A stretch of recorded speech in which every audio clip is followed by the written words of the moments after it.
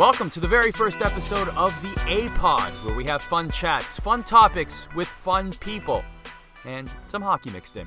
I'm Arda Ocal, I'm your host. I'm also the host of the MSG Hockey Show here on MSG Networks. Really excited. This is a new endeavor, a new venture, back into the podcast game. Used to have a podcast many, many years ago in a different country. Maybe we'll get to that in another episode. Let's talk about the A-Pod, though. This podcast is out every Wednesday on iTunes or msgnetworks.com or wherever you grab your podcasts, whatever podcatcher you might use. You can find it every Wednesday. I also have a blog. It's called Arda's Words on a Blog. You can check that out weekly on msgnetworks.com. A new column is out every Monday, and we, in March, have launched the Ultimate Tournament. It's called Ice Madness. We need your help in voting for the greatest retro ice hockey video game of all time. A lot of early favorites. I've seen Blades of Steel. I've seen Ice Hockey for Nintendo. I've seen NHL 94, NHLPA 93. A lot of heavy hitters in this tournament, so it's going to be very interesting to see how you guys vote. All the information is up on my blog at msgnetworks.com. And of course, the MSG Hockey Show, hosted by yours truly, Anson Carter and Will Reeve, that airs on MSG Networks. And video clips from the show are also available on msgnetworks.com. So, I gave a little bit of a description at the top of this podcast, but what exactly is A-Pod? What is this podcast all about? So what I want to do with this is I want to have conversations with interesting people doing interesting things. Fun chats, fun topics with fun people. There will be a hockey connection in every episode, whether they're a big fan of hockey, whether they are a current or former hockey player, NHL or not, whether they do something interesting in hockey. Do they work in an interesting department? Do they do something unique that maybe we don't necessarily think about all the time, and how those moving parts work, and what are the parts of and components of their job? A lot of interesting conversations to be had. Some of the conversations will be strictly hockey. But the ideal guest for this podcast would be somebody that works in hockey but also does something really interesting outside of hockey. And that brings me to our first guest, who is like the prototype for this podcast. His name is Robert Karpeles, and Robert works in the legal department for the Florida Panthers organization. So that in itself is a very interesting conversation. What happens in a typical legal department for an NHL hockey team? What are the day-to-day operations like? What are the heavy times of the season like? What are the sort of things that they see coming across their desks, and how do they keep secrets and things like that? There's a lot of interesting questions to ask as it pertains to a legal department for a pro sports team, let alone an NHL team. So we get into all of that, and also he wears many hats. Now, just a little bit of a heads up, this conversation was recorded probably about a month or so ago, so we're talking about one or two things that are a little bit outdated. One of them was the fact that they had a pro wrestling night, and that is a few weeks removed now. But when we were recording the conversation, the pro wrestling night was coming up. So just keep that in mind when you're listening to the conversation. It's still very interesting. It's highly interesting. I think it's a really great way to start this podcast. And actually, speaking of pro wrestling, that brings me to what Robert does as a hobby on his off time. Before he became a lawyer with the Florida Panthers organization, Robert used to work in the creative team for WWE, which is in itself such a cool story. What happens in the creative department for WWE?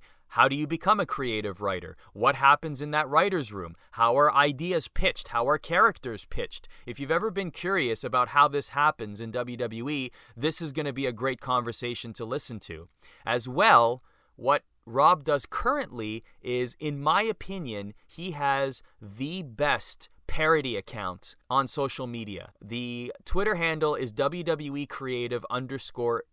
He's been doing this parody account for several years now, and I think pretty much every single one of his tweets are home runs. He is dialed into his audience. You can't find a better parody account that services the people that follow it better than this account, the WWE Creative _ish account.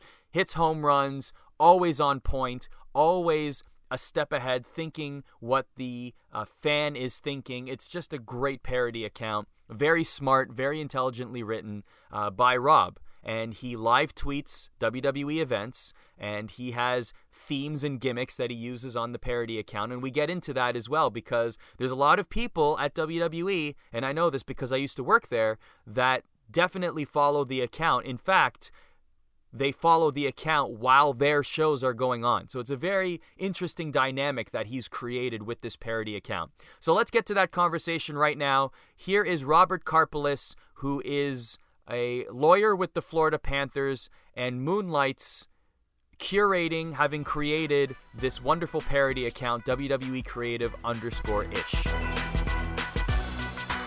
All right, here we go. Podcast number 1 with a good friend of mine based out of Fort Lauderdale, Florida. His name is Robert Karpeles, and he is a very busy man in the thick of things in the NHL season with the Florida Panthers. And somehow he has time to sling jokes in what I consider to be the greatest parody account of any genre online and raise a family. And I wonder how you have the time to do all of this, Rob. The key is just to not sleep. I'm kind of like George Costanza. I just sleep under my desk whenever possible during the day and hope for the best. Sounds like something you would do. You know what? It works out for me. I think the key is having a healthy work-life balance, having a very supportive partner, and the ability to have access to my phone to fire off random jokes whenever they pop into my mind, as long as I'm not sitting in a meeting. So I want to conduct this conversation in 2 parts, the wrestling part and the hockey part. And I want to start with the wrestling part because that came first. Did you grow up a wrestling fan? I did. It's one of those, as far back as I can remember, I was a wrestling fan. I got pulled in as a little kid with Hulk Hogan and remember watching him body slamming Andre the Giant as a very little kid, had the toys, watched the cartoon, and then just kind of got hooked. And I think when you are a wrestling fan, there's a tipping point that certain people reach. Either you follow it until a certain point and then you abandon pro wrestling for sports or something else, or you stick with it and you begin to mature and appreciate it on a number of different levels.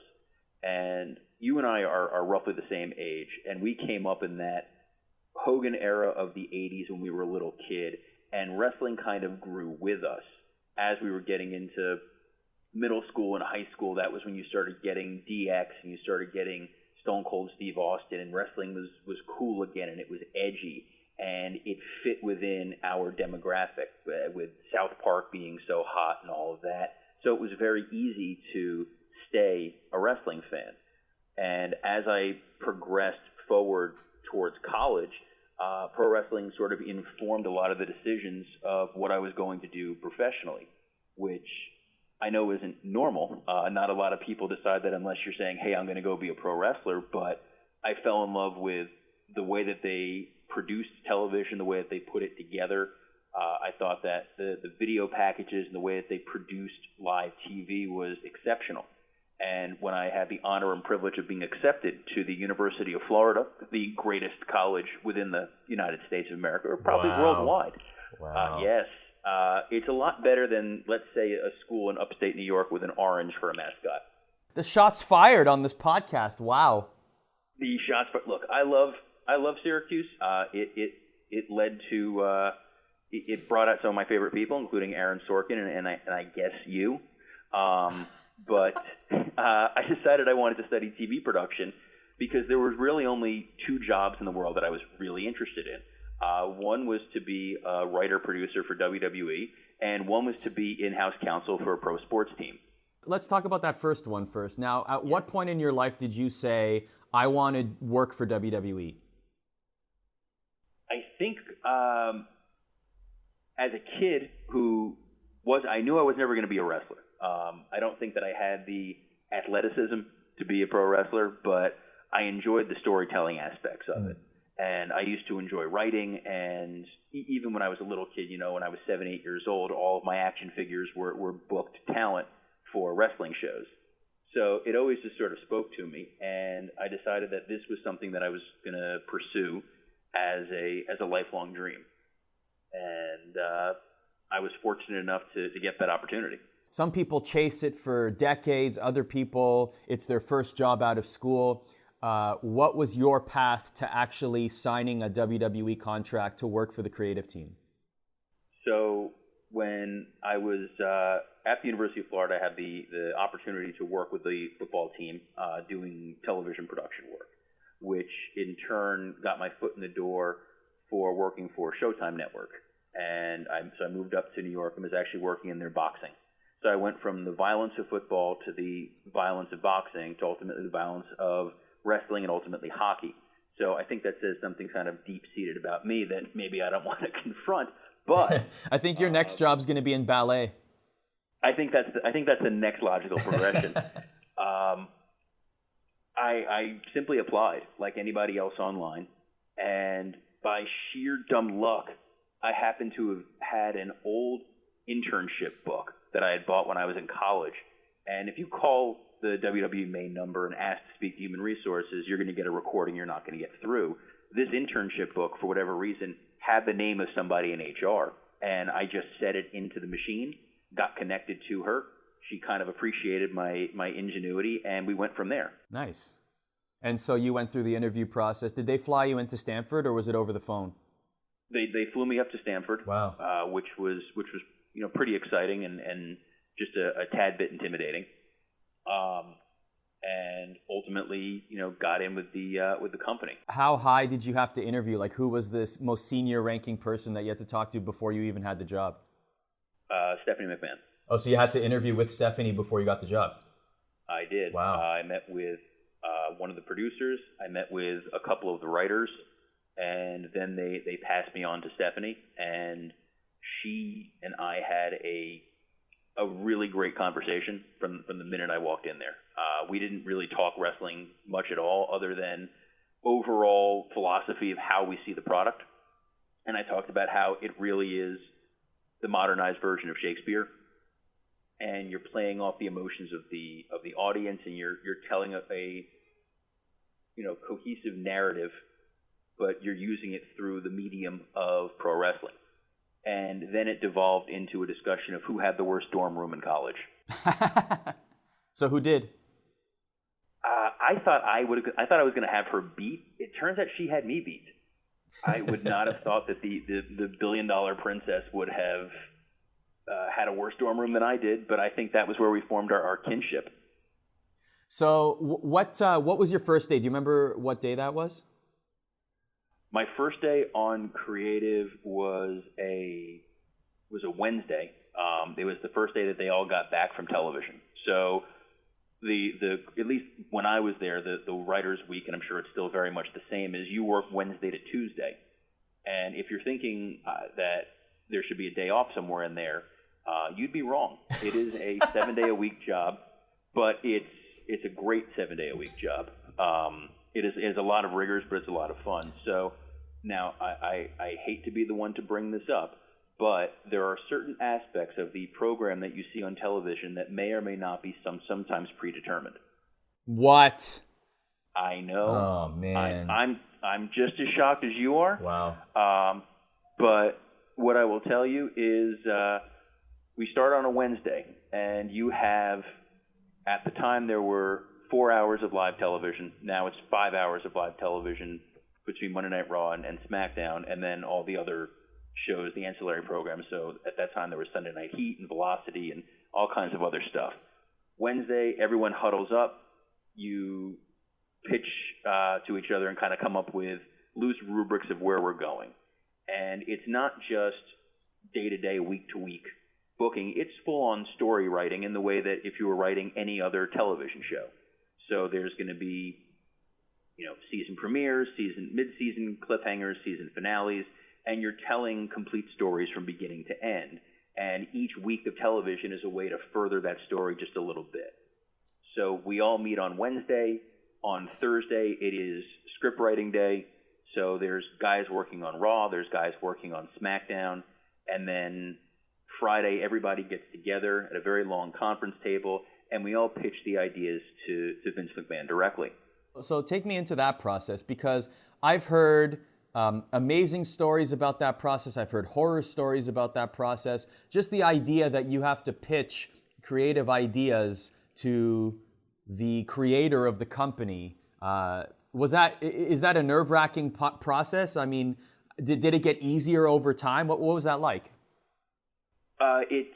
It's one of the things that I don't think it ever really gets easier, because part of it is when Vince McMahon walks into a room, like a lot of the characters on TV, it's very hard to separate the human being in front of you with the Mr. McMahon persona, in the same way that when Triple H is in those meetings, it's initially very tough in your brain to separate, okay, this is my coworker, Paul, as opposed to Triple H, the, at the time, active superstar and sometimes champion. So when you first get over those initial nerves and you realize this is your boss, there's a whole other set of nerves, which is, this is the man that created this world that we're in. He understands it better than anybody, and you now have the arrogance and hubris to walk in there and say, no, sir, I understand your character better than you. I understand your story better than you, and I'm going to pitch something, and I'm going to make you agree with me. And it's intimidating.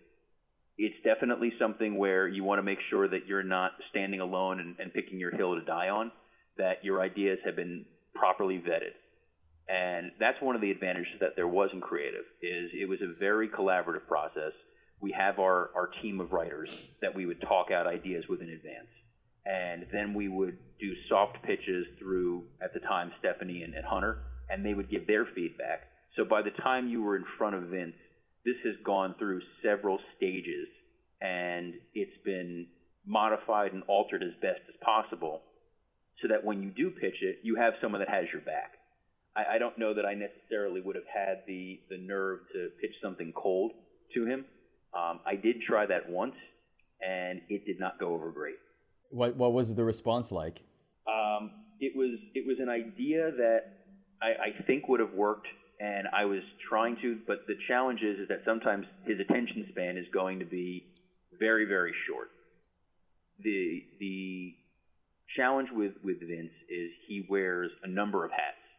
And, you know, he's sitting in his creative meeting listening to you as the guy who heads over television, but he's also sitting there worrying about the international TV contract that he's negotiating. He's worrying about the routing of one of his tours going through Asia. He's worried about building construction in different facilities. So there's a number of things going on in his mind. So when you have his attention, it needs to either spark immediately or you potentially could lose him. Yeah, you're absolutely right about that. I mean, I was shocked. I mean, you always hear these stories about how Vince McMahon has his hands in everything. He's micromanaging. He oversees every little thing in the company. And that was never more evident than when I got signed with WWE. He was the final say on my stage name, which I thought was so weird because he's the owner, the billionaire of this multimedia global company, and he has time to think about what my name is going to be. I mean, I always laugh at that because he's so, like, it just goes to show you how much detail he puts into every single part of his company. But as an employee, it was really nice to see, and it was something that always stuck with me and is kind of shaped and framed who I am as a worker, as an attorney, just as a person. That he was never gonna. This was always the saying, was he was never gonna ask you to do something he wouldn't do. And he would be in the office before everybody in the morning. He would be the last person to leave at night, and he was working nonstop. You never felt like there was a class system. And I was expected to sit there and toil and work away while the boss was living high on the hog. And if you felt there's nothing I'm doing that he's not doing, you're going to work that much harder for him. There's that famous story from Wrestlemania 12. I know this, I'm dating myself in saying this, but 1996, the famous entrance that Shawn Michaels did in that main event where he came in on a zip line from the rafters, and there's footage earlier in the day of Vince McMahon doing it, and that's the quintessential example of he won't ask anybody to do something that he wouldn't do himself. So that's, if you ever want to go find that footage to anyone listening to this, it does exist. What years were you on creative? So I was with the company overall. I started in February of 2005 until August of 2006. Eventually, I transitioned out of creative into a production role with WWE 24/7, which wound up being the precursor for the WWE Network. So the WWE Network was a germ of an idea back in 2006 when they launched WWE 24/7, which was at the time revolutionary because it was a video-on-demand service where we would upload 40 hours of content a month that was curated by, I'd like to say a panel of experts, but it was realistically a group of 4 or 5 of us that just picked things that we wanted to see. And at the same time, we were cleaning up pretty much every piece of footage that existed for the WWE. So it was going through every old episode of Raw, of Nitro, of ECW, of their pay-per-views, clearing up any video issues, editing problems, clearing out music that sometimes may have been used in the past they didn't have the license to currently, and making the entire library, which is this massive 2-story building, usable. So the building blocks of the WWE Network came from that WWE 24/7. So I was very, very excited the day the network launched because I kind of felt a little bit of like a proud parent. So 2005, so some of the major players then, I guess John Cena was coming to prominence then. You had Batista, Edge, Rey Mysterio, Eddie Guerrero. In terms of your time with creative, or even as a production assistant because you were on the road at that time, what superstars were particularly accommodating and easy to deal with, and which ones did you enjoy working with the most? Sure. I think top of that list, whenever I'm asked that question, is Edge. Edge was very easygoing. He was a very approachable guy. He was just kind of, down for whatever you wanted to do, very relaxed, and just a great guy overall. One of the other guys is, and still is, would be John Cena. John Cena has an uncanny ability to learn the names of every single person that he works with backstage. So every wrestler, every grip, every PA, every writer, everyone. And not only does he know your name, he latches on to 1 or 2 little things about you so that when he sees you, it's that personalized moment of, hey, so-and-so, how's X, Y, and Z? And it takes a real special person, not just a wrestler, but anybody in any industry, to be able to do that and make it feel genuine. Yeah, I would only go backstage. When I was working there, I would only go backstage maybe once a month. And every time I would see John, like you said, not only would he remember my name, but he would remember the color of the suit or the pocket square that I was wearing the last time I was backstage, which I thought was the most mind-blowing thing because he meets hundreds of people and he has to remember hundreds of different things. For him to remember some little detail like that was super impressive to me. So I definitely echo those sentiments. So while you were on the creative team, were there any ideas or any sort of pitches, anything creatively that you came up with that made it to air that you're particularly proud of? I think the thing that I like to hang my hat on, and it's most of the pitches are always going to be collaborative. So if you can get a little something that's, hey, this was my thing that I said, what about this? And it happens on television, you feel like you're 100 feet tall. At the time, we had debuted a wrestler named Mr. Kennedy. And his shtick was he would come to the ring and would bully the ring announcer, and then he would do his own ring entrance. And I pitched an idea because I used to see it all the time at Madison Square Garden, was the idea of the microphone coming down from the ceiling. And not because this is the MSG Network podcast that I'm trying to maintain corporate synergy here or something, but when you watch those old shows from the Garden, you have that great old school microphone coming down with the MSG logo on it.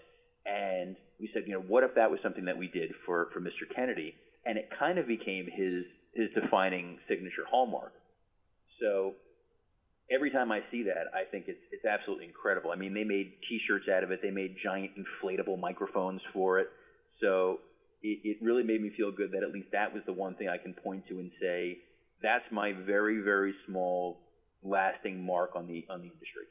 And that's a pretty big one for his character, too, because when you think of Mr. Kennedy, the first thing you think of is that old school microphone dropping from the ceiling. So good for you. Exactly. Well done. I appreciate it. Good to know that you have some good ideas there, Rob. That's nice. It's very nice. Yes, I had one or two my entire tenure there, and plenty that went by the wayside. So, well, speaking of that, I'd love to know if there were any ideas that you felt so strongly about that it would be a home run on television, but never made it to air. So this one, honestly, I forgot that I had pitched it until a couple months ago. We were going, there was a storyline involving our champion Dave Bautista and Eddie Guerrero. Eddie Guerrero was the bad guy, Batista was the good guy. And the idea was that they were creating this kind of Bugs Bunny, Daffy Duck thing where Eddie kept trying to get one over on Batista and trick him, but Dave was always going to outsmart him in the end. But we were continuing this ruse of, even though Eddie is this evil, horrible bad guy, he's like, no, Dave, you and I, we're friends. Like, you're my buddy, you're my pal, and I'm going to do everything possible to make your life easier, make your life better. So we were all pitching these ideas, but the concept was that everything he was pitching ultimately would be nefarious and evil and wind up kind of catching Dave in the end. And one of the ideas that I pitched, and this was one where I pitched it cold because it came to me and I thought it was great, and it died a miserable death, was there was an episode of The Simpsons years ago where Homer was accused of sexual harassment, and he goes on a local news program and they freeze frame him and make it seem like he's bad-mouthing people, and they re-edit it in such a way. So I said, what if, we go to one of the local towns and Batista does an interview and Eddie chops it up where it makes it look like Batista's being critical of the fans. And Vince looks at it and goes, I don't understand that. That makes no sense. We're not doing it. Flash forward to about 6 months ago, I'm watching an episode of Raw with an interview, a supposed shocking interview with Roman Reigns, where they literally did that exact idea. That reminds me of the Rock and Kurt Angle, where they take, or Stephen Colbert does that too, where they take the interviews out of context. It's like you ask a question that's completely not what was asked in the original interview, and then you put in an answer that makes the person look ridiculous. Exactly. Yeah. And that was kind of the pitch. So I felt good that about 11 years later, they wound up ultimately using that idea. It's nice to know that they bank the ideas and then they get reused years later. Maybe there's like a piece of paper with like all the ideas that aren't used, but it's like the backup plans. And then, maybe if they need one week, they reference the piece of paper. Oh, this one was good from 10 years ago. Let's use that. We might be giving them a little too much credit.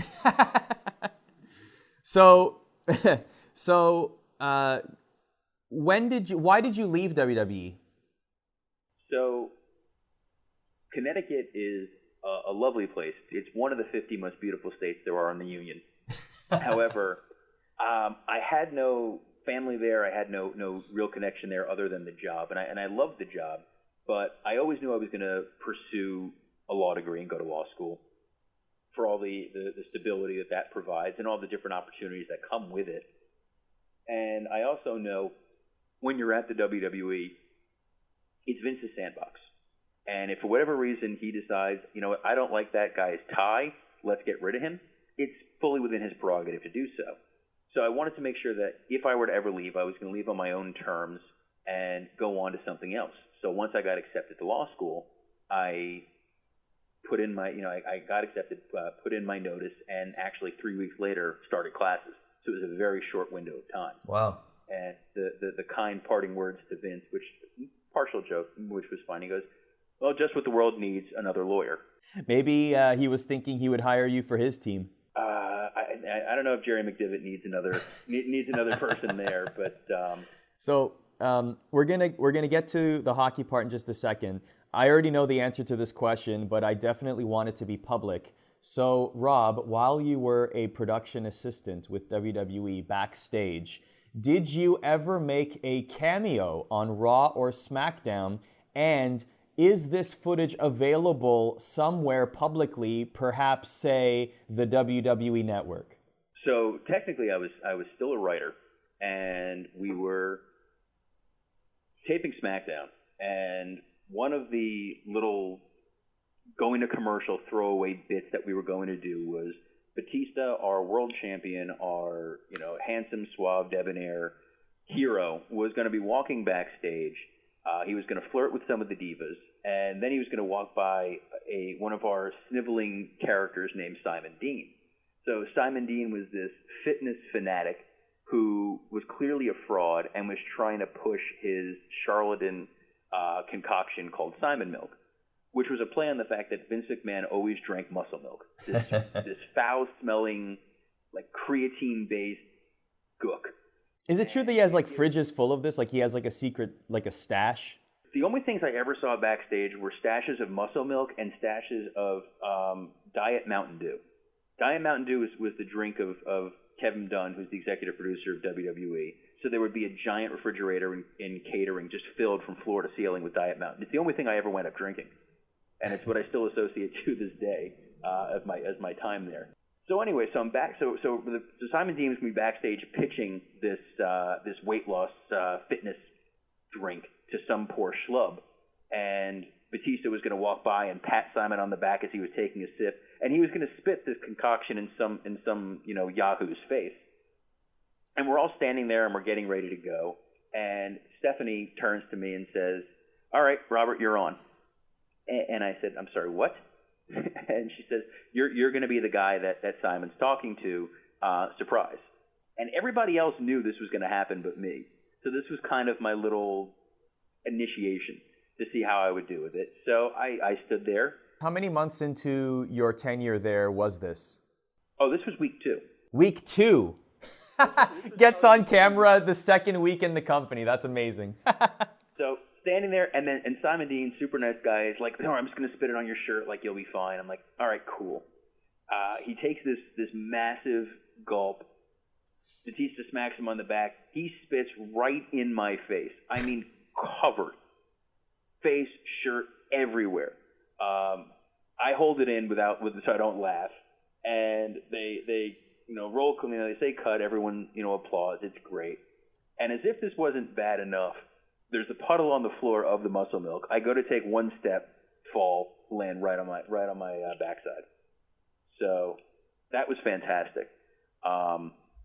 Didn't bring a change of clothes to that taping because I didn't know I was going to need an extra one. It was the third day, so the only thing they could give me was a Batista T-shirt.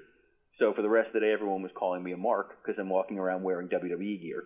This footage is available somewhere on the network, perhaps? This is buried somewhere in an episode of SmackDown from 2005, and if any of your intrepid listeners happen to be going through and watching every episode of SmackDown, first, reevaluate your life. Really take a good hard look at what you're doing with yourselves. But if you do come across this footage, post it on Twitter and feel free to tag Arda and myself. I will gladly retweet that, and I think Arda has a really nice no prize for you. That's right. And so your Twitter handle right now is WWE Creative _ish. And just let's not make this a needle in a haystack situation. We gave them the year. Can you give our listeners the month or at least the season of when this might have happened? So when this happened and I was on the road, I would say this was probably somewhere between August and November. Okay, that's fair. August and November. I'm sure there's one listener at least that will be able to go through the SmackDowns and find this, because I definitely want this to be a screen grab, and I'll probably tweet it out once a month for the rest of eternity because it's going to be hilarious to me. And it'll just be an inside joke between us and the listeners of this podcast. I'm instantly regretting this decision. So you left WWE, but you amassed all of this knowledge on how the WWE creative process works, and you moved on to become a lawyer. You're with the Florida Panthers. We'll get to that in a second, but I want to unpack the parody account, WWE Creative _ish, because I know I've said this a few times already, but it needs to be said again. I don't think any parody account hits more home runs per tweet, per joke than yours. I think you have the best grasp of your fan base in terms of people who follow this account and the admiration there is for this account, not only by fans, but people in the company as well. So I want to ask a lot of questions about this because it's a fascinating situation as far as I'm concerned as an observer. So when did you start this account? I started the account in December of 2010. Okay, so December 2010, Twitter is starting to ramp up. When there's always like a pivotal moment when an account sort of gets over the hump. Do you remember what tweet or what moment that was? So I don't remember the exact tweet, but I maybe had a couple hundred followers at most, and I made a joke about John Cena.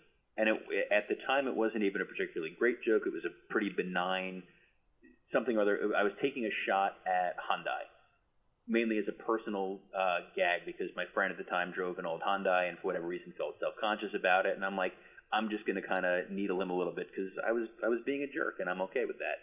And made the joke that it was something where John Cena was trying to sneak into the arena and they didn't know how to get him in there. And I said, well, if you want to sneak him in and have nobody notice, have him just drive straight through with a Hyundai because no one pays attention to those. Something along those lines. And Cena almost immediately replied that Hyundai makes, fantastic cars at affordable prices. And as soon as I got that response from John Cena, I jumped from maybe 200, 300 followers to 1,500 followers almost immediately. So it was the first time I kind of understood, you can actually communicate with people on Twitter. So, and that was, at that time, he must have had at least a few million followers. I mean, he does now, but he must have been in the 2 to 3, 4, 5 million range. So that must have been great for business. Yeah, business definitely picked up.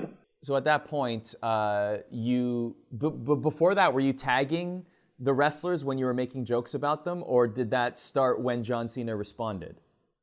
No, I was tagging the guys just because I was trying to understand how Twitter worked, and I kind of saw that, not that I was expecting anybody to necessarily respond, but I just felt like it made sense for the brand, it made sense for the medium, that you tag the people that you're making the jokes to, just for whatever purpose. It wasn't like I was looking to get any response from anybody, nor did I expect one.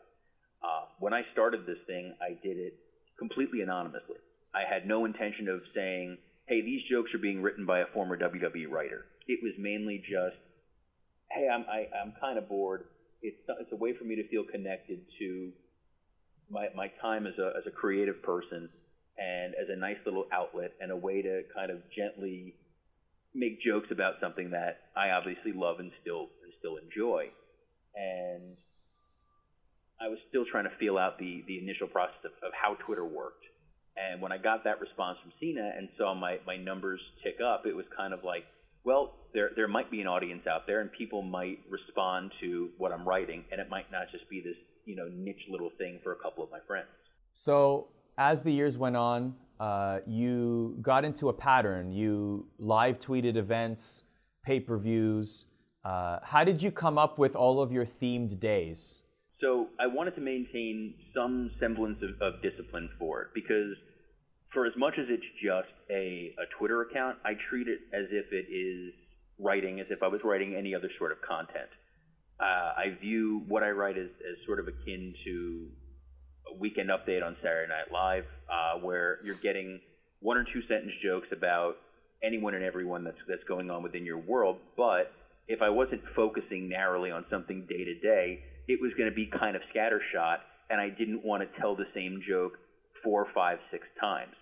So I branded each day of the week to something that I remember from my time there. So obviously Monday is going to be Raw, because that's when Raw is, and Tuesday is going to be Smackdown. And then the rest of the week was my Oyster. So one day was always going to focus on all the weird things that happen with travel, because when you're on the road 52 weeks a year and you're traveling 2, 3, 4 days a week, there's going to be strange things that come up. And you as someone who traveled with the company and been backstage know and understand there's politics associated with travel. There's all sorts of weird backstage quirks and foibles that happen. So there's plenty of material and that you'll probably never run out of. I dedicate one day a week to jokes about merchandise because merchandise is a big driver for the WWE, and they produce a lot of pretty much anything you can put someone's face or name on, they're going to put your face and name on it. If you want a throw rug with Roman Reigns' face on it, I'm sure you can buy that online. One day a week, I would take a look at the Distinguished Competition of TNA, who at the time was the worldwide number 2.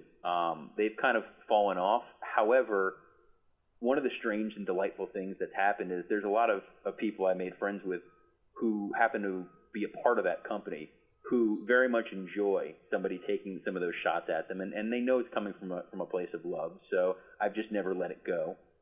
One day a week we focus on WWE Network programs, so pitches for terrible shows that I think should be on the WWE Network, and then one day, my kayfabe day, is whatever jokes I want to make for the week. That's on Friday. That's usually my fun free-for-all day of catching up on all the news of the week and making those jokes. And it allowed me to have a little bit of a structure and a little bit of narrowing my focus so that when I am writing something, it's not just, hey, here's something funny, I'm going to send it out in 2-3 seconds. It's actually taking time to think about it of, is this joke funny? Is this something that fits within the brand that I've created? Is this something that is just incendiary because I don't want to reach that level where someone's going to say, oh, he's just trying to be a troll or he's just trying to get a response out of somebody, because that's never my intention. But at the end of the day, is it funny and is it true to the account? And if it meets that very stringent criteria, then it gets sent out to the world. That sounds like a whole lot of work every single week. Do you have an estimate on how many hours you put into this account per week? Well, I mean, I'm one of the brave souls that watches all 3 hours of Raw live. Yeah, live viewing is 3 hours Raw, 2 hours SmackDown, once or twice a month, 3 hours or 4 hours if you're watching the pre-show Sundays. I mean, even that aside, I mean, wow, that is a lot of, holy crap, that's a lot of time. It's a lot of content to digest. And part of the reason why I created the account is, like I said, I've always grown up loving pro wrestling. I've loved the WWE, and I'm someone who understands that people feel there's a stigma associated with that. That when you think of a wrestling fan, you have this really low negative stereotype of who it is. I'm someone with an advanced degree. I work as a professional attorney. I'm somewhat intelligent. I'm not going to go that far. Like, I'm not walking into traffic. And I have no problem saying I love pro wrestling. And I work with a lot of people, and I've met a lot of people who are at the highest levels of education, at the highest levels of business, who, when we're having conversations and it's, talking about politics, talking about economics, or whatever it may be, once they find out where I'm from, all that goes out the window and it's talking about pro wrestling. Because I believe deep down, almost everybody is probably, in one form or another, a pro wrestling fan or has been exposed to it and enjoyed it. With the account, it's, if you're watching it alone and you're at that point where none of my friends watch it, none of my family watches it, you can sit there with this account and I'm not going to insult your intelligence. It's going to be watching with somebody who's making jokes and keeping you engaged. And if I can just keep one person from saying, the hell with it, I'm going to stop watching wrestling, then I feel like I've done my job. Because as far as I'm concerned, I want everybody to be able to enjoy the product and watch it and it be more successful than it's ever been. Because during that boom period of the late 90s, early 2000s, it was incredible because everybody was a wrestling fan. And all of a sudden it's on the cover of TV Guide and it's on mainstream television, and guys like The Rock and Steve Austin are household names. Yeah, no doubt. And I'd love to see that come back. And if this is going to pull in even a few people and keep them watching, then I have no problem doing this every week. To go back to the number, because I'm fascinated by it, I'm going to guess around 20 hours at least a week. That's my guess. I'd say that's exceptionally high. I would put it more towards, if it's not a pay-per-view, maybe 7 hours a week. Okay. So it's still a lot when you have a family and a full-time job. It's a labor of love. It's something that I really enjoy, and it's just something that's a lot of fun. I was going to say, you get to interact with all kinds of fantastic people, and meet people and participate in experiences you might not necessarily get to do. Like, for instance, being on your podcast is a direct result of having this Twitter account. Well, let's be honest. You wouldn't have been on this podcast if you didn't work for the Florida Panthers, Rob. So, I'm pretty sure that's the hook here.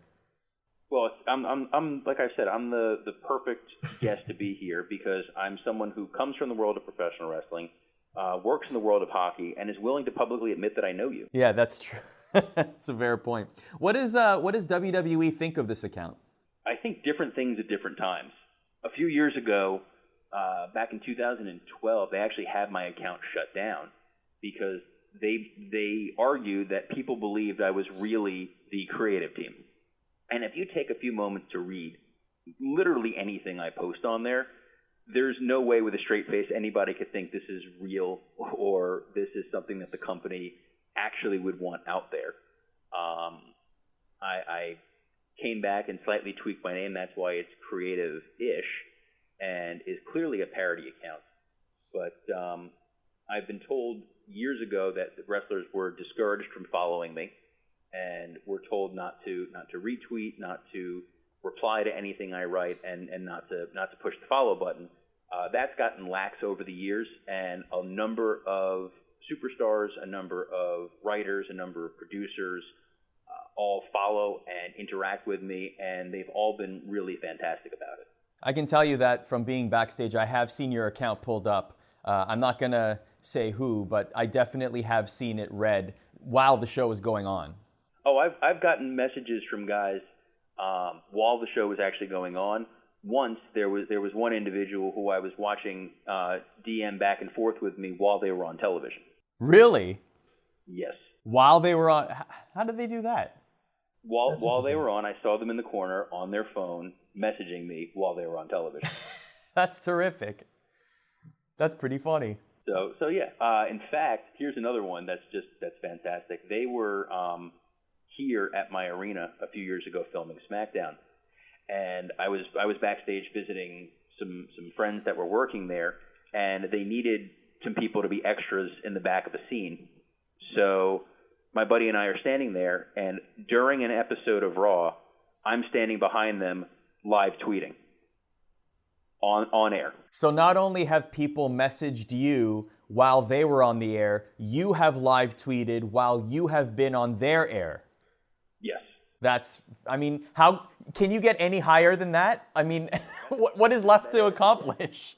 That's as meta as it gets. In fact, I think the joke I made was, who are those idiots in the back with suits? Right. It's terrific. That's outstanding, actually. I didn't know that. That's phenomenal. Let me ask you this. If WWE, I know that WWE has consultants, particularly for the creative department.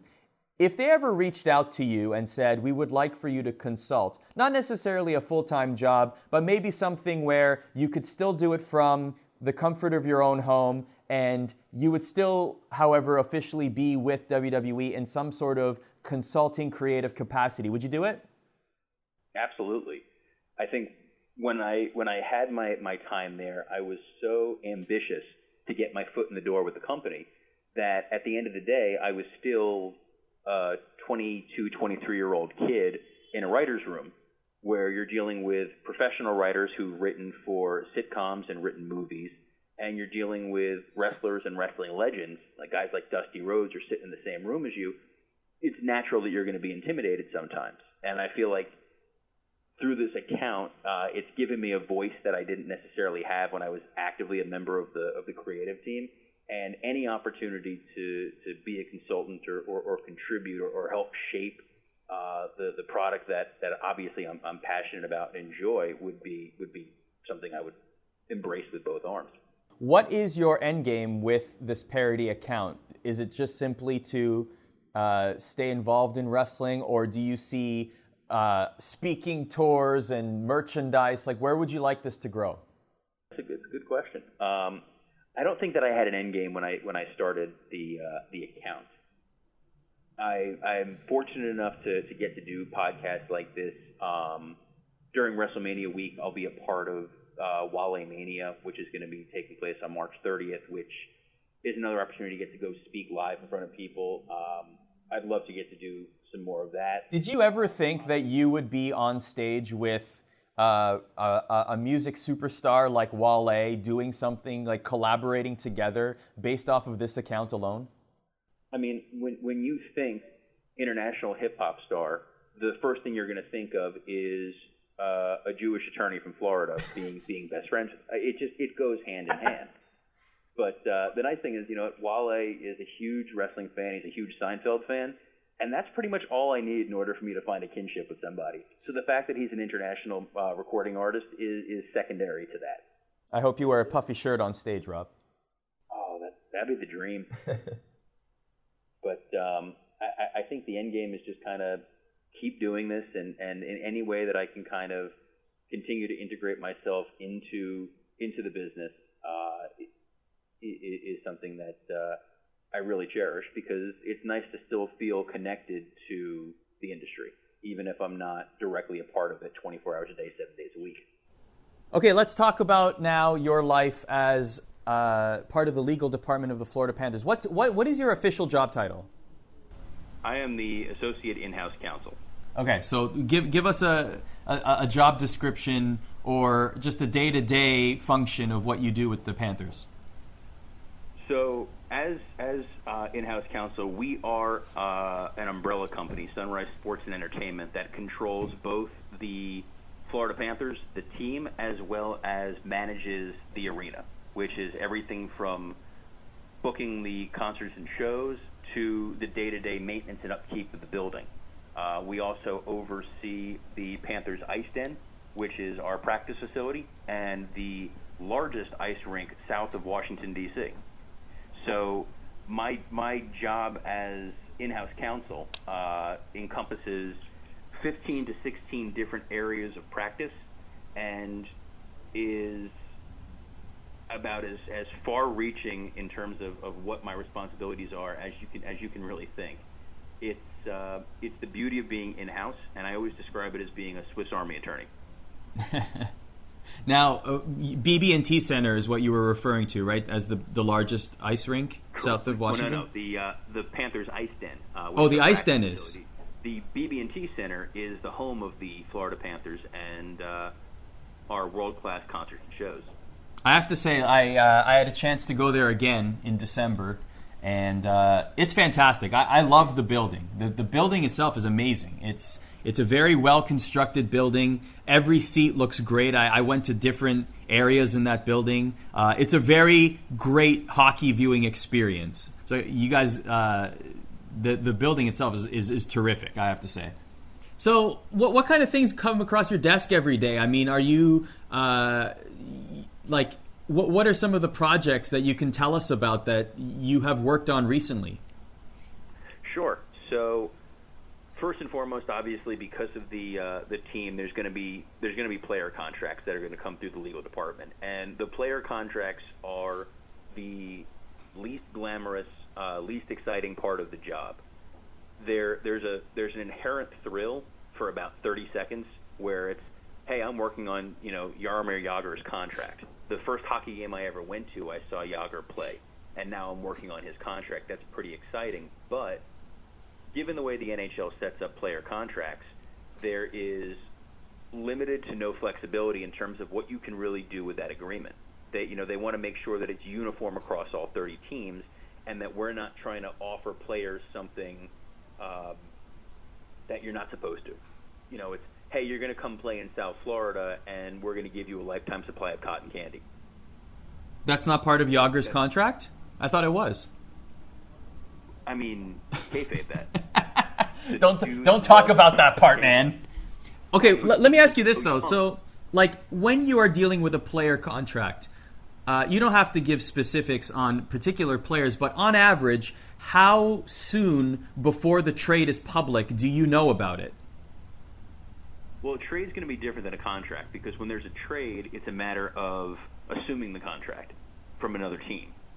So when we're drafting up a contract, it's, hey, we're doing an extension for, Jonathan Huberdeau.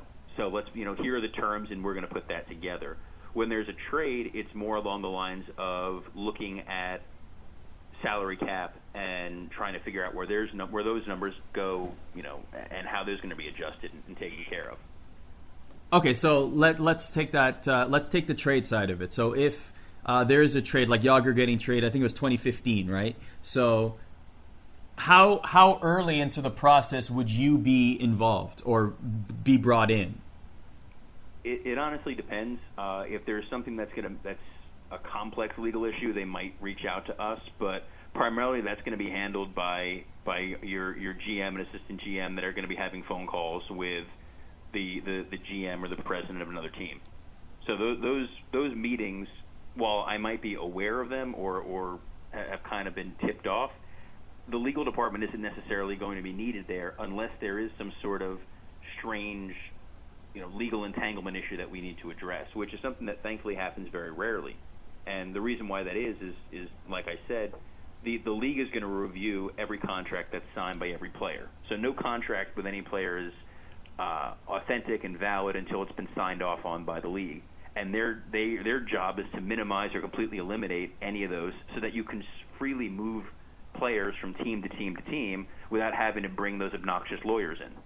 What are some interesting clauses or interesting stipulations that have been in contracts? You don't have to name names, but I'm curious if there's anything extraordinary that you've encountered with your time there. So I don't think it's necessarily extraordinary, but something that I guess is tough for me to wrap my head around is these are world-class international athletes who have their pictures on the front of our building that are 30 feet high and on jerseys and all of that. But a lot of them are very young. And in most of the contracts, there's clauses in there in which their parents are allowed to attend games, and we have to, fly them out to different cities a certain amount of times a year based on the age of the player. Oh, wow.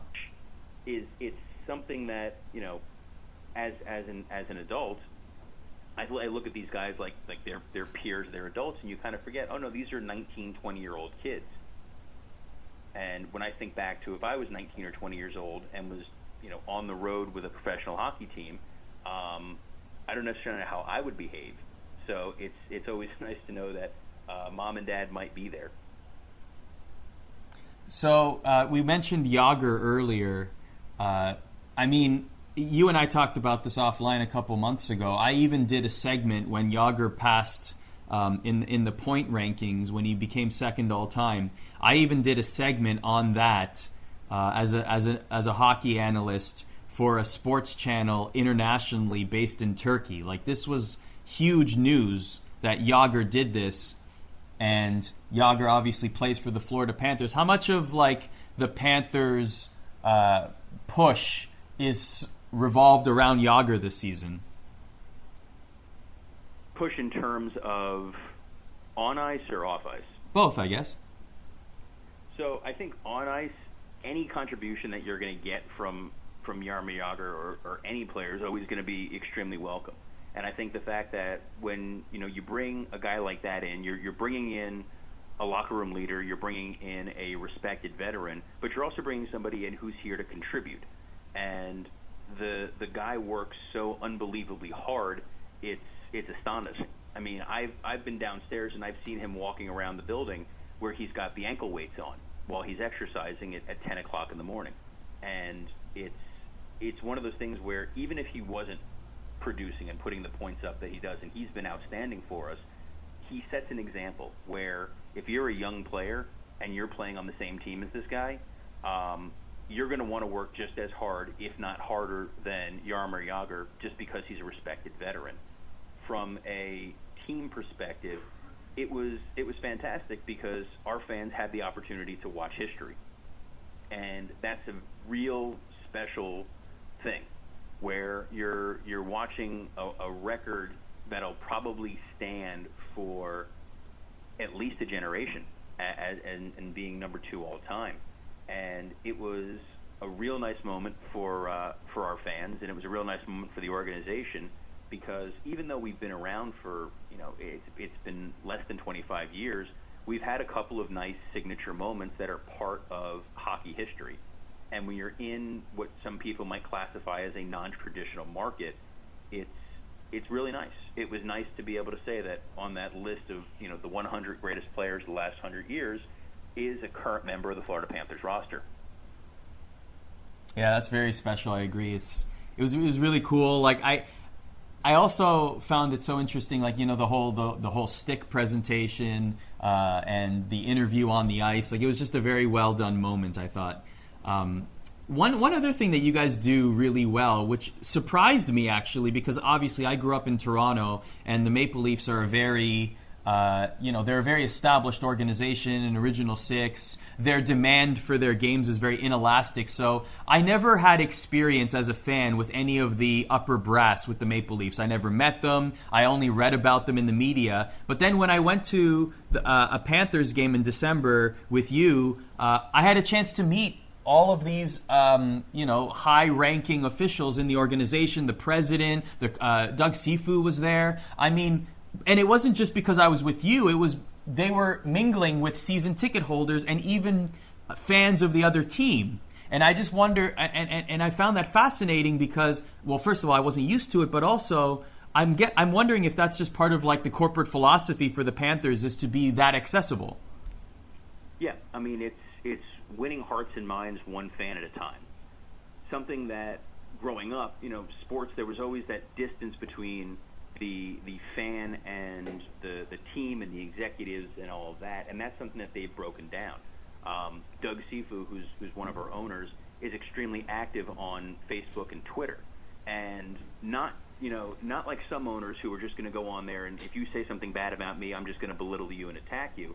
He takes any criticism that somebody brings to him or a thoughtful critique, and there's genuine internal consideration for it. If a fan says, hey, why don't you guys do X, Y, and Z? There will be, legitimate, genuine meetings based on, hey, some guy on Facebook reached out to me and said this, or some guy on Twitter mentioned, they were going to a game and X, Y, and Z happened.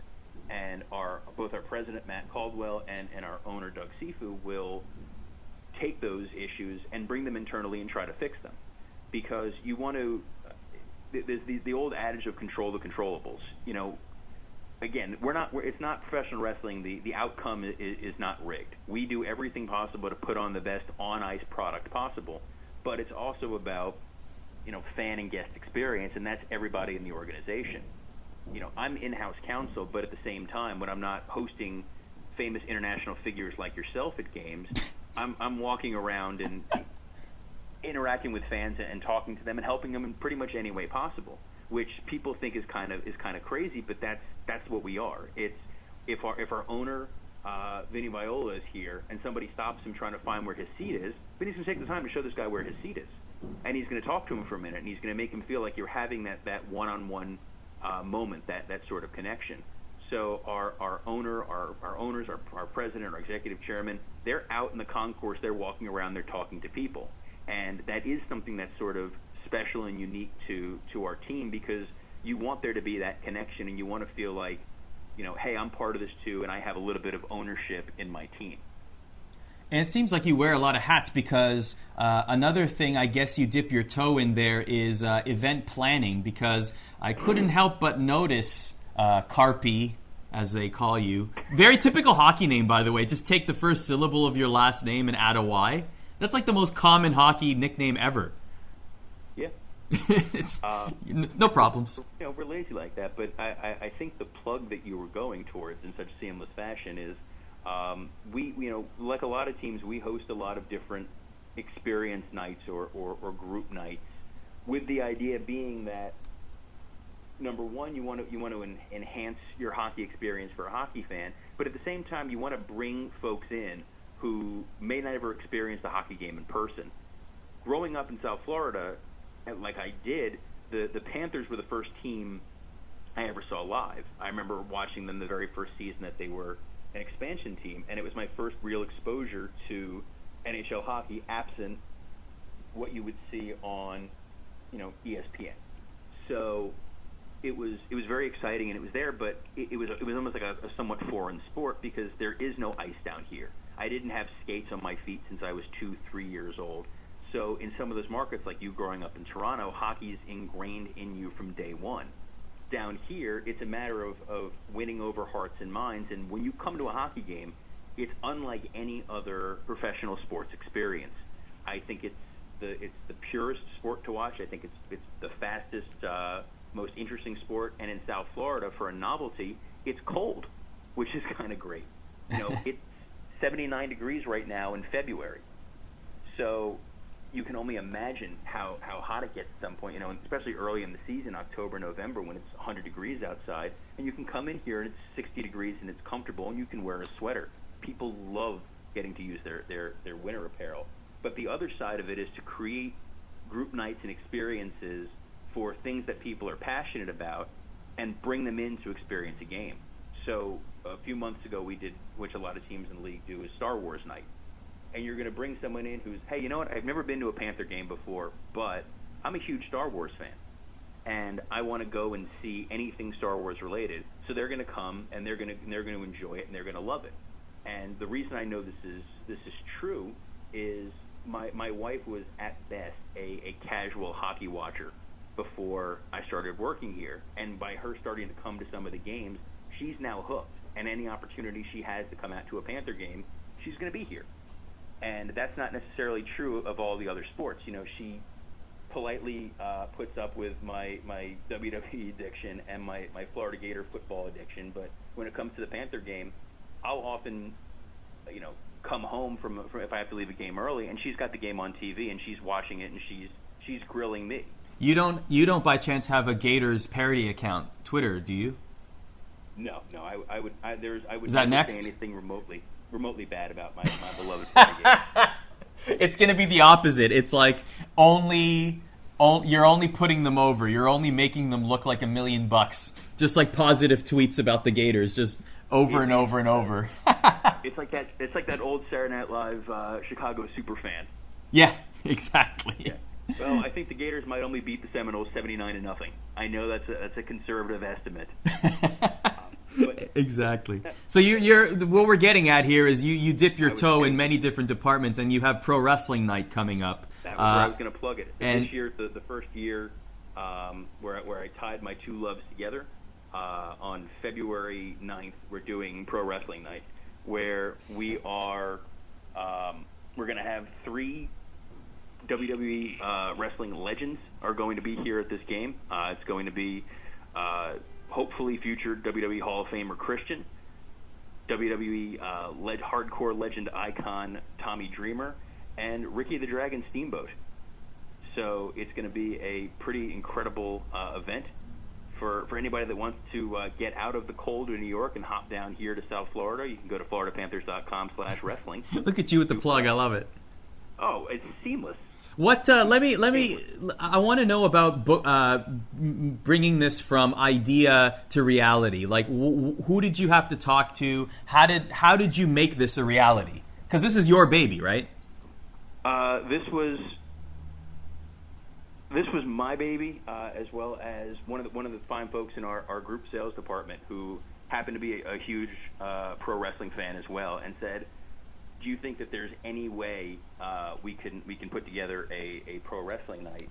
And then it was a matter of connecting with talent and coming up with some unique ideas. And it was the first time I ever leveraged my social media account to push a Florida Panthers initiative. So I was a little scared about that, because you never want to meld. You don't want worlds colliding like George Costanza. And there's a few people who got mad at me on Twitter for my free service. What, for being a shill or something like that? How dare you try to sell me something? Okay, fair. But for the most part, people have been really excited about it. There are people who have never been to a game before who follow me on Twitter who are going to come out here for a game, and I think that's pretty awesome. Yeah, so then you win. But you know what? Those people that are complaining about that particular thing will probably buy T-shirts if you ever put out like WWE creative _ish merchandise.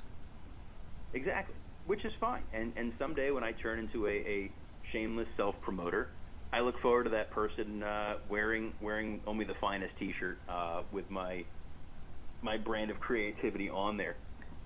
So I know that going back to your work in the legal department, I know that a lot of this stuff is routine, contracts, that kind of thing. But even in your day-to-day interactions with the players, I'm sure all of them are very pleasant to deal with. But were there some that were or are just like really, really nice and really, really fun to deal with, that you looked forward to that day? Like, oh, I get to talk to this person today. Like they just brighten your day. So our goalie, Roberto Luongo, and I are very similar in that we've both been accused of running an anonymous kayfabe Twitter account. So yes, indeed. We still don't know whether or not Roberto Luongo is at Strongbone1. We don't know. We just don't. I think those are just hurtful rumors and innuendo.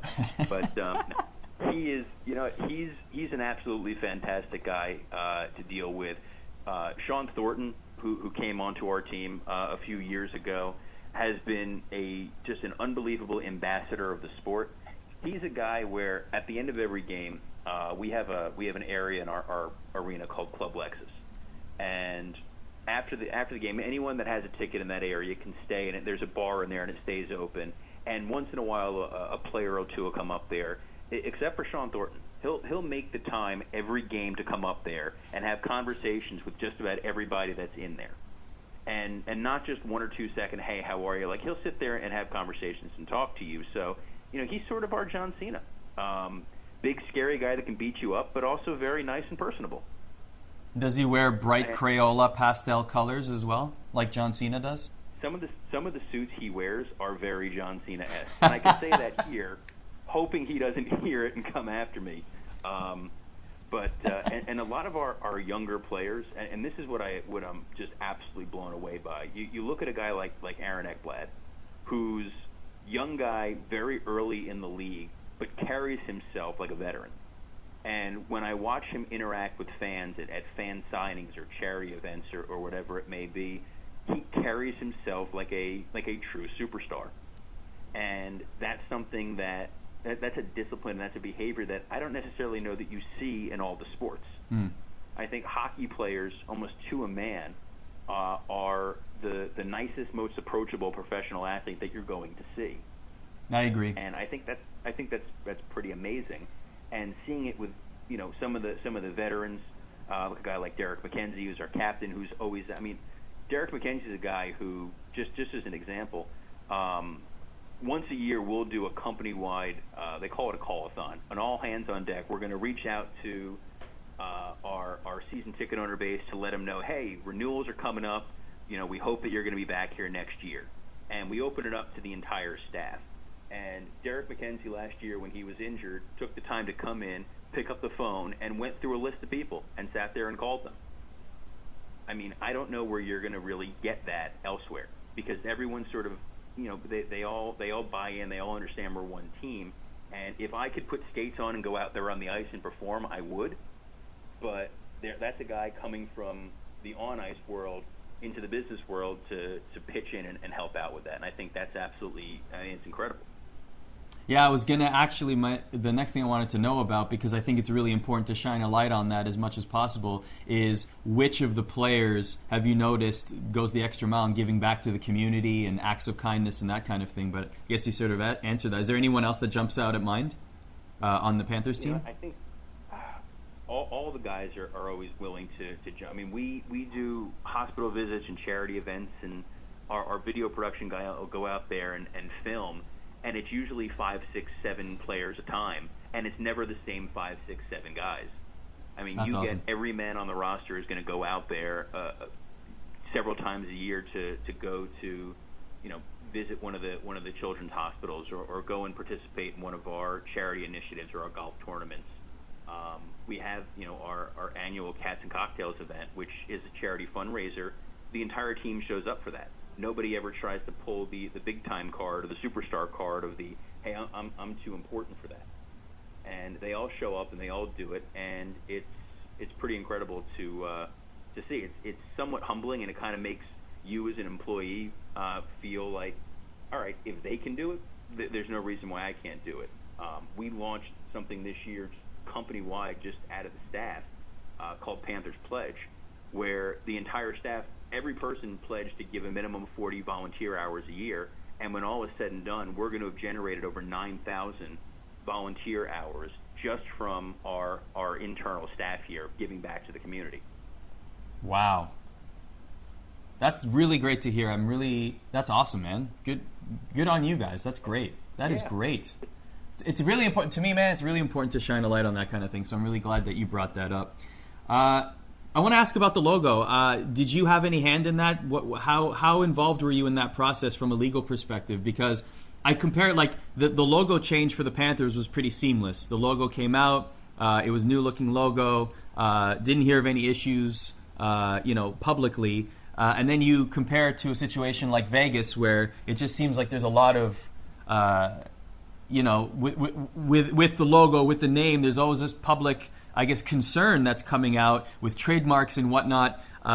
What was the transition like in terms of the logo for you with the Panthers? Let's start with that. I would say our logo transition was about as seamless as you could hope for. We several members of our staff are from West Point and have served in the military. And I think that if our national security secrets are half as protected as this logo is, we as a country are going to be fine. Do you have any, I don't know if you can answer this, but do you have, because you see a lot of privileged information, so do you have anything in your, do the employees have, I guess, is it an unwritten code, or is it in their employment agreements that they can't divulge this information or else there's a sort of punishment? I would tell you, but I'd have to kill you. Okay, fair enough. But I understand. We're all reminded and made aware that what we're doing, what I'm doing as an attorney, what our accountants are doing in the finance department, what our marketing people are doing, you could be doing anywhere. The basics of your job.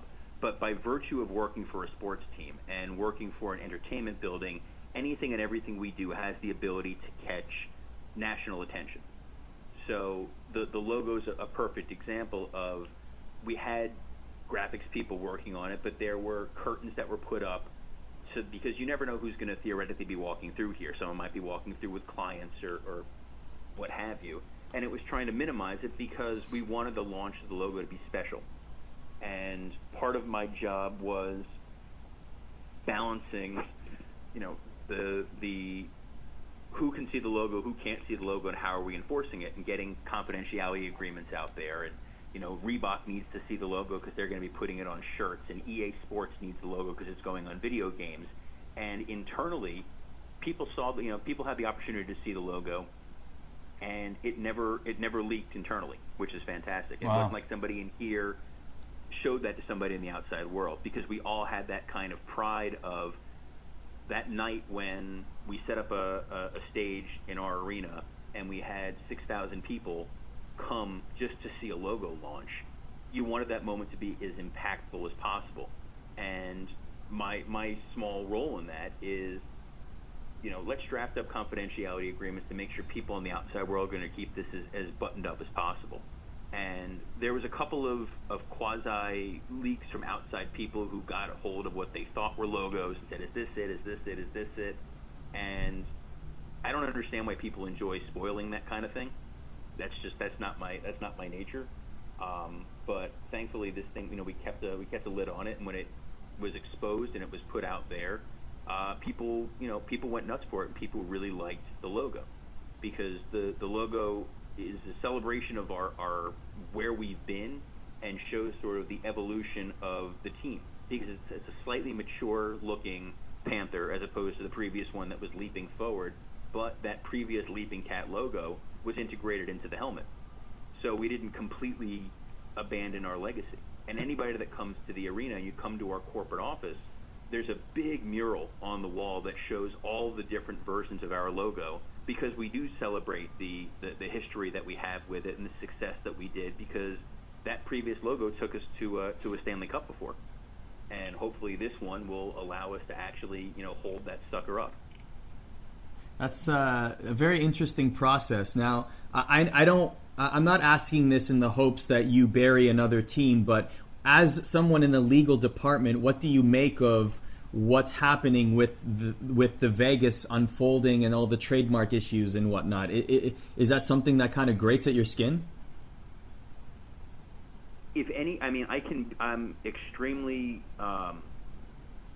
sympathetic to what's going on. You know, you're starting a new franchise. There's always going to be potential hiccups, and I think all teams, no matter where you are, there's always going to be little things that come up. Vegas just happens to have a big, giant magnifying glass on them and the spotlights on them. So every little thing that they do is going to be news until they have a team and they're able to produce on the ice. Other teams can say, yeah, you know, we may have had this issue. There was another team that had an issue with their the face swap tweet. Oh, the Capitals, I think it was. I wasn't going to say the team. Just another team. All right, another team. That's fine. It's the Capitals. We can edit it out, whatever. But no, I don't care. You can keep it in. My point was, you know, it was a story for maybe a day, and then it was, hey, look how great our team is performing. You know, Vegas doesn't have that luxury because every little thing that they do right now is purely front office, is purely going to be this sort of minutia up until the moment they actually take the ice and they can take the distraction away. There is not a day that I go on social media that I don't see an article about, you know, trying to speculate who's going to be on that team for next year. People just love that kind of stuff. And there's also a little bit of potential schadenfreude where, well, thank God that's not my team. And I think a rising tide lifts all boats. So obviously I'm going to wish them nothing but success and hope that whatever these small little snafus that have happened are exceptions and not the rule. Last season, one of the more fun stories that came out of the Panthers camp was the whole most teams have an award that they give in the locker room for hard work, and for the Panthers it was this ridiculously awesome hoodie that had Kevin Spacey's face on it in space. Spacey in space was the theme. And I actually had a chance to see it. It was signed by the whole team. It's in Vinny Viola's suite in the arena. And Kevin Spacey actually attended a game. And I want to know, how did that come about? How did you guys lure Kevin Spacey to the BB&T Center such that he even hid his appearance and made it completely secret and even used a picture of his face on a stick to mask his identity and then revealed himself in this great pro wrestling-esque moment on the Jumbotron? So I think that we as an organization have sort of gotten lucky with random things taking off. There was obviously the year of the rat, where, you know, a rat was killed in one of our dressing rooms prior to a game and started this unbelievable streak for us and had the fans throwing the rats on the ice. The Spacey in Space sweatshirt, like you said, every team does one of these. We kept winning, and people kept seeing that sweatshirt on the news day in and day out, and it just kind of caught on. And we had contact with Kevin Spacey's people about, you know, we want to produce the sweatshirt for our fans here, and we want to do it as a philanthropic endeavor. You know, make the sweatshirt, sell them for our charity, give back to a charity of Kevin Spacey's choosing. And Mr. Spacey was gracious enough to film a little video for us of, you know, hey guys, you know, good luck. And from there, we started doing better. It built up a lot more goodwill. It became a big national story, and we reached out to him again, and he said he would love to come out for a game. And it was this really cool moment where we handed out the Kevin Spacey faces on a stick. So you had, you know, 17,000 people waving this thing in front of their face.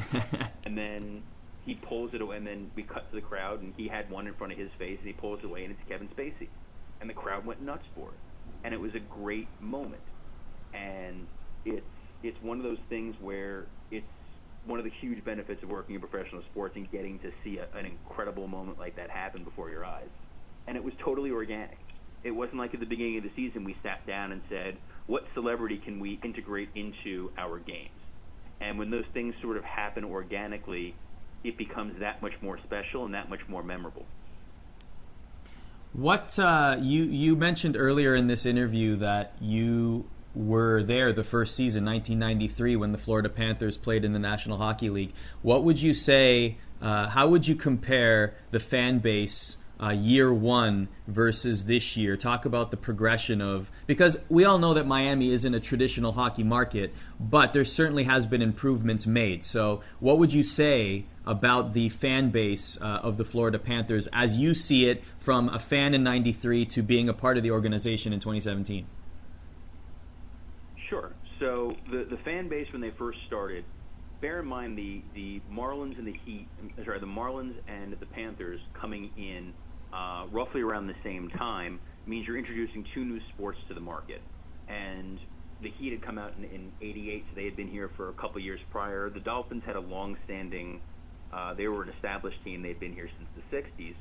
The vast majority of the people who populate South Florida are transient. You've moved down here from the Northeast. You've moved down here from the Midwest. So you're bringing your team affiliation with you. People always affectionately say that South Florida is just an extension of New York. I myself, I was born in Long Island, so I'm part of the stereotype.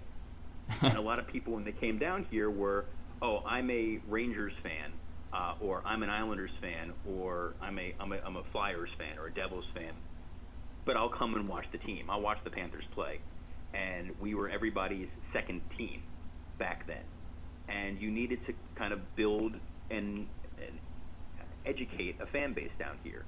And South Florida, we've seen it with the Marlins, who built up two teams and then immediately dismantled them after winning the World Series. We've seen it with years and years of the Dolphins not playing up to the level that fans expect. The Heat almost getting there in the 90s and never really crossing over until, Shaq and Dwayne Wade.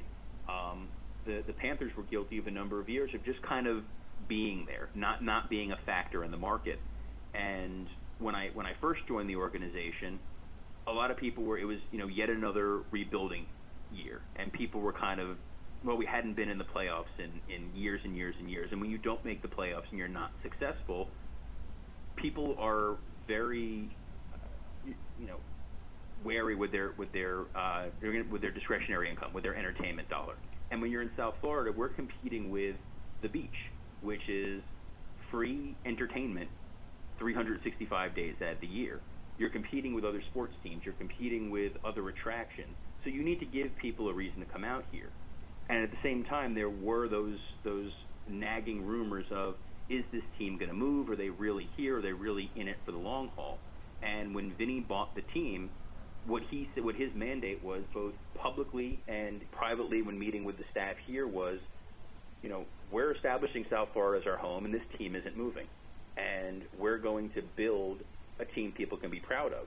And some of the moves that we made in the immediacy and some of the moves that we made over the last couple of years have shown we're fighting to be a legitimate Stanley Cup team.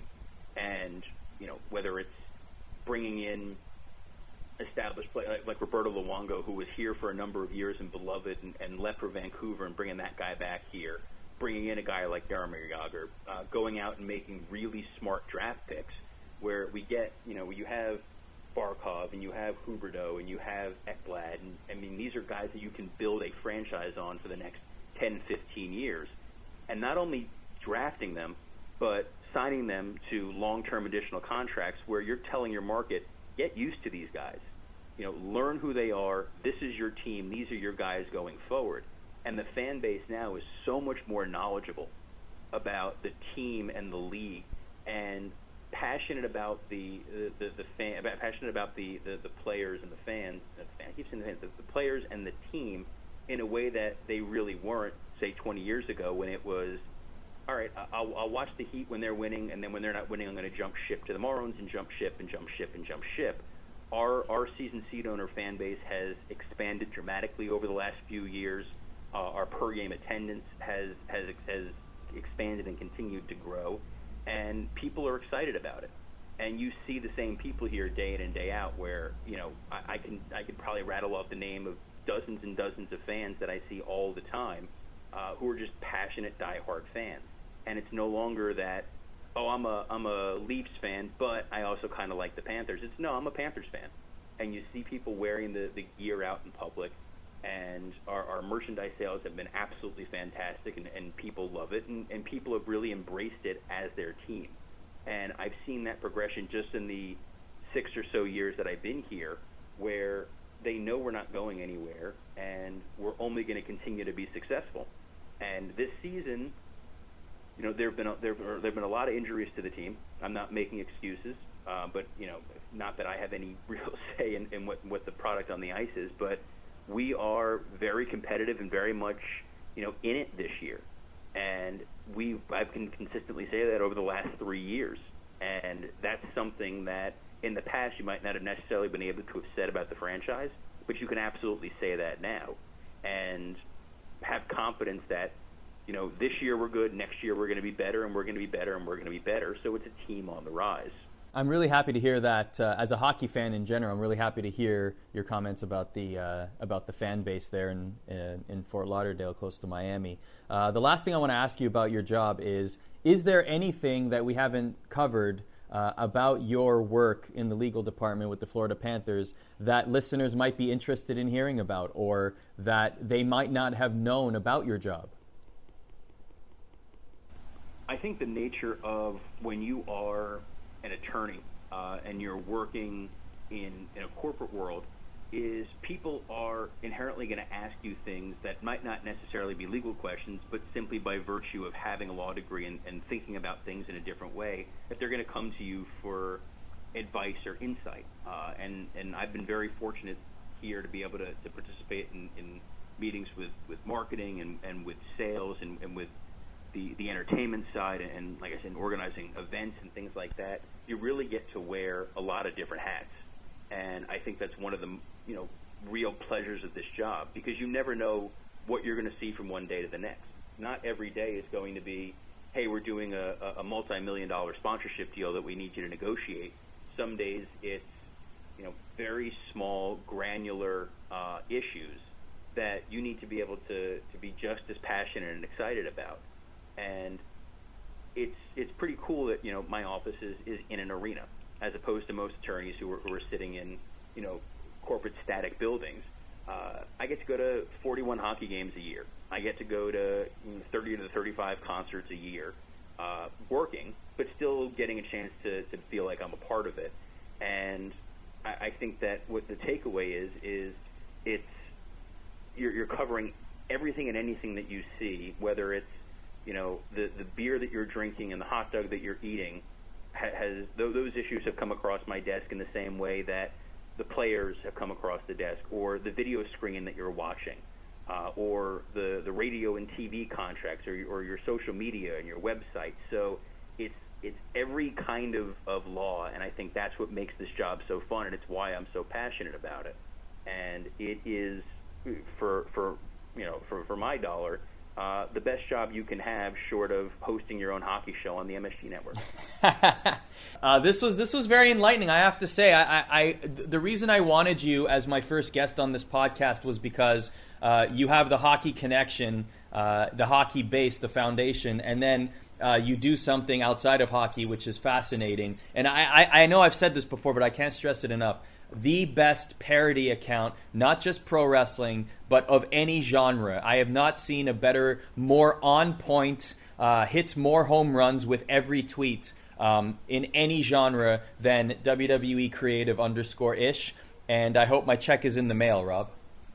Is that why you sent me your PayPal information? That's correct. That is correct. So feel free to go ahead and use that. Oh, man, that's awesome. Hey, man, thanks for jumping on the podcast. I really appreciate your time, man. My pleasure. Thank you.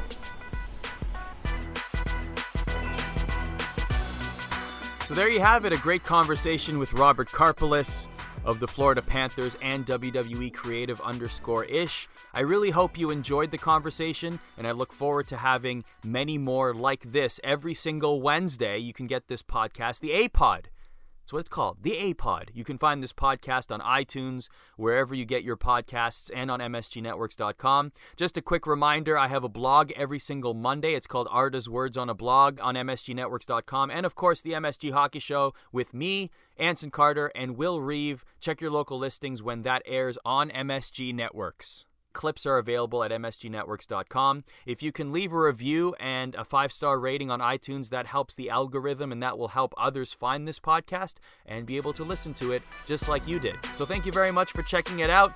We'll catch you next Wednesday when hopefully we'll have another guest here on the A-Pod. Have a great week.